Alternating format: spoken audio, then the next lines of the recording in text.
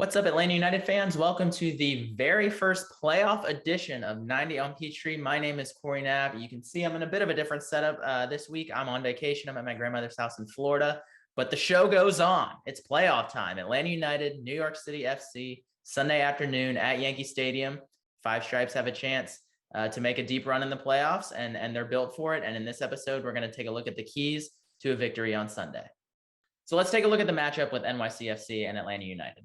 They played twice this season. Atlanta United lost one and they drew one. And that draw felt like a loss given that they had the lead late in the game, gave up an equalizer in the 90th minute, and drops 2 out of those 3 points. And then obviously this matchup in the playoffs in the first round takes us back to 2018. First game of the playoffs, Eric Remedi scores the goal at Yankee Stadium. Second leg goes back to Atlanta. Atlanta United does their thing, scores a bunch of goals, progresses. A lot of things are going to be different in this game, most notably because it's a single elimination. It's 90 minutes. There's no second leg to fall back on.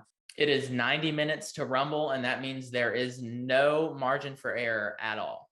And speaking of no room for error, there's going to be no room in this game. It's going to be at Yankee Stadium, which is, of course, the teeny tiny toy Lego-sized soccer field within a baseball stadium. It continues to be dumb that MLS allows one of its teams to play on a field that is this much smaller than a normal soccer field. I mean, middle school boys and girls play on bigger fields than this, but we're going to take a deep breath. We're not going to use the field as an excuse, but we are going to take the words from Jordan Davis, star defensive tackle at Georgia.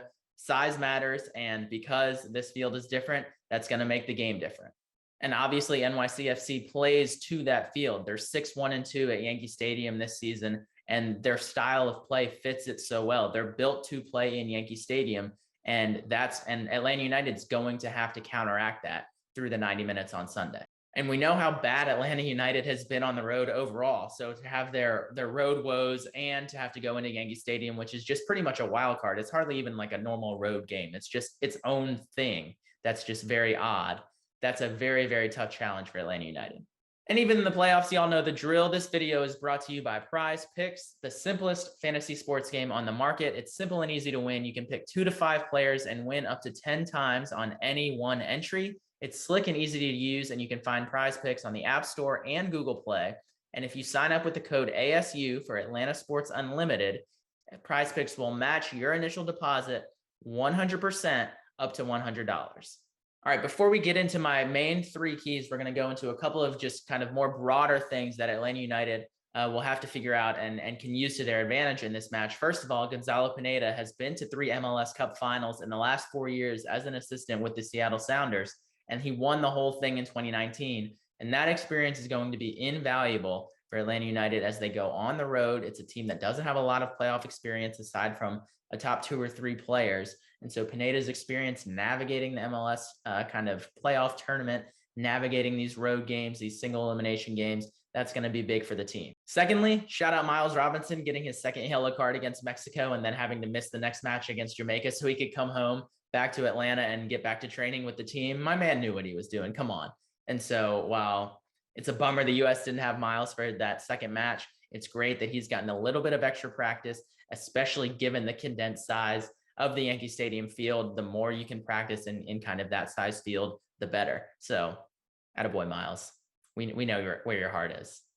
We touched on it at the start. Last time Atlanta and New York played in the MLS playoffs was in 2018. Eric Remedi came kind of out of nowhere to score the only goal of the game in New York. And so I want to ask the question, who is going to be this year's Remedi? Because I feel like there's playoffs happen, kind of odd things happen. Guys kind of step up and do things that they don't normally do during the season.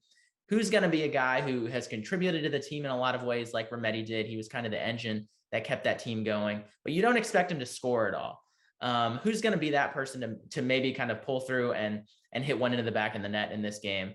And this may kind of be cheating because they both wore number 11. I'm going to go with Brooks Lennon. He's the most fine player that Atlanta United has.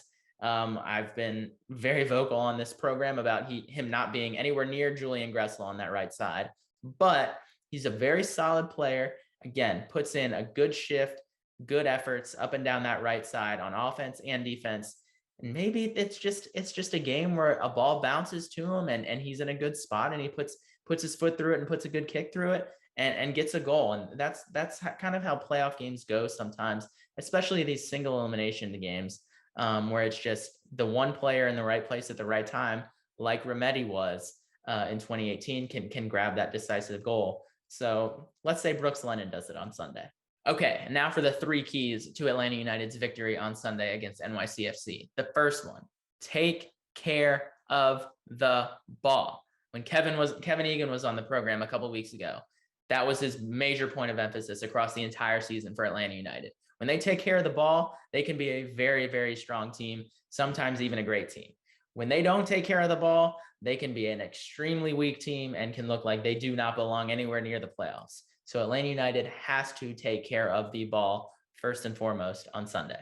Number 2, Atlanta United has to be good in tight spaces, and they have to play under control in these tight spaces and not panic. The whole game, like we said, is going to be a tight space, essentially, at Yankee Stadium. But Atlanta United is going to have to play within that. And like we said, New York City FC is built to kind of be in those little small areas, make those plays, get those kind of 2-on-1s and those odd man rushes, essentially, out of those tight spaces into the open space in front of goal and score a goal. The Five Stripes may not and probably won't beat New York City FC at their own game in those small spaces, in those tight areas, but they have to at least be able to neutralize it and get themselves out of trouble and stay under control and not panic, especially in those big moments when the crowd is really getting into it and you're really starting to feel the playoff pressure.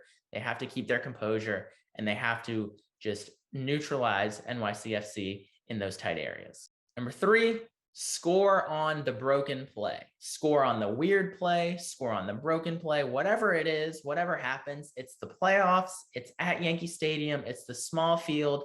Something weird is going to happen, whether it's one thing, whether it's a couple things over the course of the match. There's going to be a weird bounce, a weird mismatching of there's going to be 3 Atlanta United guys on one side of the field and just one defender, or just something weird that the ball is going to be played through and you're going to look up and it's going to be a 2-on-1. Atlanta United has to score when that happens, regardless. If it happens once, they have to score once. If it happens twice, they have to score twice. If those are the only 2 chances they get, and they very well could be, they have to put them away. They have to make New York City FC pay for any mistakes that they make and any kind of chance or kind of sliver of light they get in this weird, compact field, stadium. They have to take advantage of it. And in these playoff games, like we said throughout the episode, that usually makes the difference, being in the right place at the right time and taking advantage of it and pulling through and making the other team pay for a mistake or just taking advantage of a weird bounce. Alrighty, that's going to do it from me today. We could do several more episodes on this playoff game, looking at it. Tactics, where does Moreno play? Does Sosa come back right away and start after not having played in a lot of matches recently due to injury? We could go into all of that. I'm not going to do that. That would be too many minutes, too many episodes. Focus on these 3 keys. Atlanta United, New York City FC, Sunday afternoon at Yankee Stadium. The Falcons don't play on Sunday. They play tonight against New England. That'll be out of the way. We probably wouldn't be watching them anyway. So it'll be all things focused on Atlanta United. 3 o'clock, ABC, Sunday afternoon. First playoff game under Gonzalo Pineda, and first playoff game since 2019 after the very rough season that was kind of the lost season that was 2020, essentially. So first playoff game since 2019, and Atlanta United can get rolling into the bracket. Winner plays New England, but we'll cover that when we get to it. We'll cross that bridge when we get there. So Sunday, 3 p.m., Atlanta United, New York City FC. This has been 90 on Peachtree. I am Corey Knapp, and before Sunday, I got to tell you, stream 30 by Adele.